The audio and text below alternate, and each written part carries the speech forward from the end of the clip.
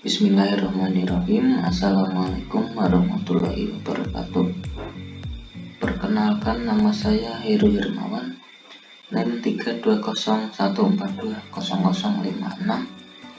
Prodi Pendidikan Geografi, dosen Bapak Imam Sofwan, SPD MPD.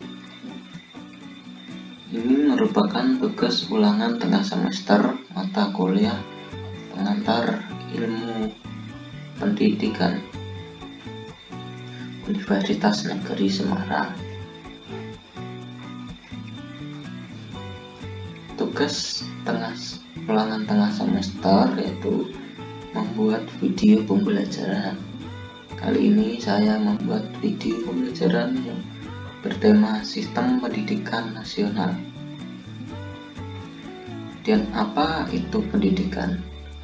Menurut Plato, pendidikan itu ialah membantu perkembangan masing-masing dari jasmani dan akal sesuai dengan sesuatu yang memungkinkan tercapainya kesempurnaan. Kedua, menurut KBBI, pendidikan adalah proses pembelajaran bagi individu untuk mencapai pengetahuan dan pemahaman yang lebih tinggi mengenai objek-objek tertentu dan spesifik. Pengetahuan tersebut diperoleh secara formal yang berakibat individu mempunyai pola pikir dan perilaku sesuai dengan pendidikan yang telah diperolehnya. Selanjutnya, pengertian pendidikan nasional. Pendidikan nasional adalah pendidikan yang berdasarkan Pancasila dan Undang-Undang Dasar Negara Republik Indonesia tahun 1945 yang berakar pada nilai-nilai agama, kebudayaan nasional Indonesia, dan tanggap terhadap tuntutan zaman. Pengertian sistem pendidikan nasional. Yang pertama, sistem pendidikan nasional adalah keseluruhan komponen pendidikan yang saling terkait secara terpadu untuk mencapai tujuan pendidikan nasional. Yang kedua, menurut Undang-Undang Nomor 2 Tahun 1989, sistem pendidikan nasional adalah suatu keseluruhan yang terpadu dari semua satuan dan kegiatan pendidikan berkaitan untuk mengusahakan tercapainya tujuan pendidikan nasional. Yang ketiga, menurut Undang-Undang Nomor 2 Tahun 2003, sistem pendidikan nasional harus mampu menjamin pemerataan kesempatan pendidikan, peningkatan mutu relevasi dan efisiensi manajemen pendidikan untuk menghadapi tantangan sesuai dengan tuntutan perubahan kehidupan lokal, nasional, dan global, sehingga perlu dilakukan pembaharuan pendidikan secara terencana, terarah, dan berkesinambungan. Visi dan misi dari sistem pendidikan nasional. Visi dari sistem pendidikan nasional yaitu terwujudnya sistem pendidikan nasional sebagai peranata sosial yang kuat dan berwujud untuk memberdayakan semua warga negara Indonesia berkembang menjadi manusia yang berkualitas, sehingga mampu dan proaktif menjawab tantangan zaman yang selalu berubah. Dan misi sistem pendidikan nasional pertama, mengupayakan perluasan dan pemerataan kesempatan memperoleh pendidikan yang bermutu bagi seluruh rakyat Indonesia. Yang kedua, membantu dan memfasilitasi pengembangan potensi anak bangsa secara utuh sejak usia dini sampai akhir hayat dalam rangka mewujudkan masyarakat belajar. Yang ketiga, meningkatkan kesiapan, masukan, dan kualitas proses pendidikan untuk mengoptimalkan pembentukan kepribadian yang bermoral. Yang keempat, meningkatkan keprofesionalan dan akuntabilitas lembaga pendidikan sebagai pusat pembudayaan ilmu pengetahuan, keterampilan, pengalaman, sikap dan nilai berdasarkan standar ilmu pengetahuan. Dan yang terakhir yaitu memberdayakan peran serta masyarakat dalam menyelenggarakan pendidikan berdasarkan prinsip otonomi dalam konteks Negara Kesatuan Republik Indonesia. Fungsi dan tujuan sistem pendidikan nasional. Fungsi sistem pendidikan nasional yaitu untuk mengembangkan kemampuan serta meningkatkan mutu kehidupan dan martabat manusia Indonesia dalam rangka upaya mewujudkan tujuan nasional. Dan tujuan sistem pendidikan nasional yaitu untuk mengembangkan kemampuan dan membentuk watak serta peradaban bangsa yang bermartabat dalam rangka mencerdaskan kehidupan bangsa agar berkembangnya potensi peserta didik agar menjadi manusia beriman dan bertakwa, berakhlak mulia, berilmu, kreatif, mandiri, dan menjadi warga negara yang demokratis serta bertanggung jawab. Komponen pendidikan. Menurut PH Koms 1968 menyebutkan bahwa terdapat 12 komponen pendidikan. Yang pertama, tujuan dan prioritas. Yang kedua, peserta didik. Yang ketiga, manajemen. Yang keempat, struktur dan jadwal waktu. Kelima, isi atau materi. Keenam, dosen dan pelaksana.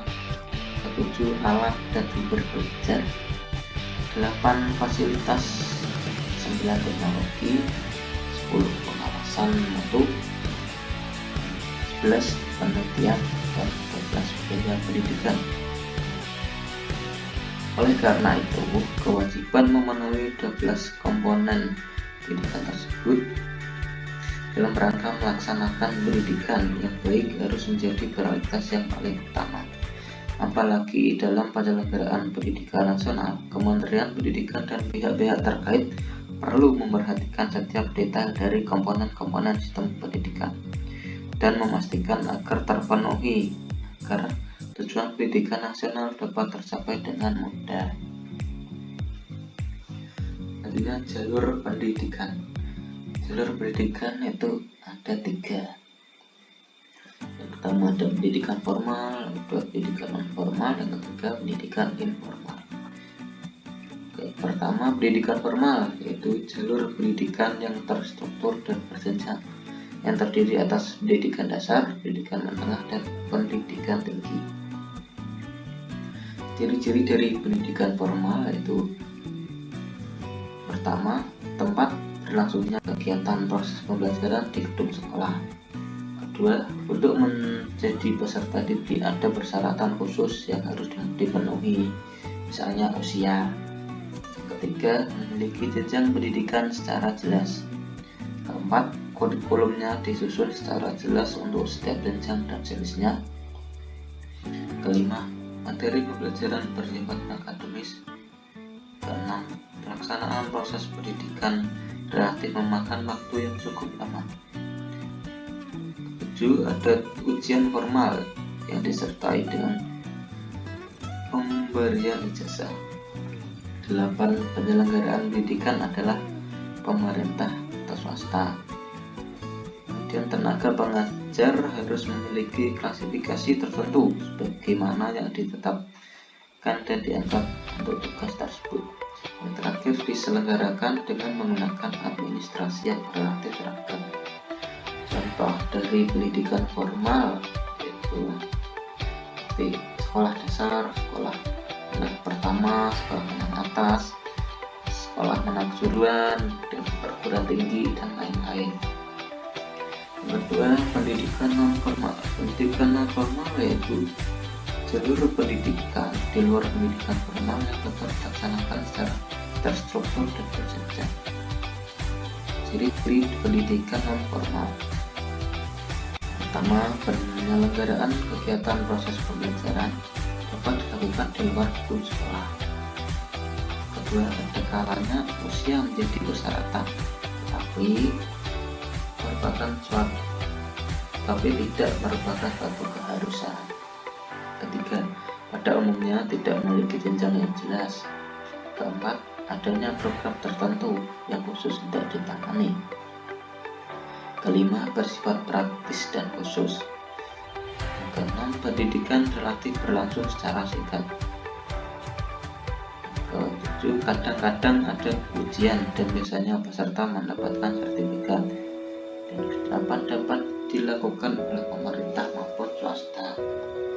Contoh dari pendidikan non formal misalnya kursus bahasa asing, bahasa Korea, bahasa Jepang, itu dan pelatihan tenaga kerja seperti pelatihan dalam satu ahli, misalnya ahli mesin, ahli mesin seperti itu. Selanjutnya pendidikan informal. Pendidikan informal yaitu jalur pendidikan keluarga dan lingkungan. Ciri-cirinya yaitu dapat dilakukan di mana saja dan tidak terikat oleh hal-hal yang formal. Yang kedua, tidak adanya persyaratan apapun. Yang ketiga, tidak ada program yang direncanakan secara formal. Keempat, berlangsung sepanjang hayat. Yang kelima, tidak ada ujian.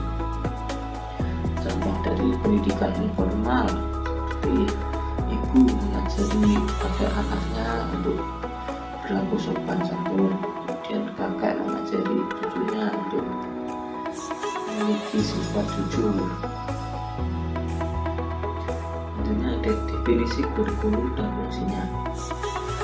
Definisi kurikulum. Kurikulum yaitu perangkat mata pelajaran dan program pendidikan yang diberikan oleh suatu lembaga penyelenggaraan pendidikan yang berisi rancangan pelajaran yang akan diberikan kepada peserta pelajaran dalam satu periode jenjang pendidikan. Dan fungsi dari kurikulum. Bagi guru, kurikulum berfungsi sebagai pedoman dalam melaksanakan proses pembelajaran. Bagi sekolah atau pengawas, kurikulum berfungsi sebagai pedoman dalam melaksanakan supervisi atau pengawasan. Bagi orang tua, berfungsi sebagai pedoman dalam membimbing anaknya belajar di rumah. Bagi masyarakat, berfungsi sebagai pedoman untuk memberikan bantuan bagi terselenggaranya proses pendidikan di sekolah. Dan bagi siswa, berfungsi sebagai suatu pedoman untuk mereka belajar.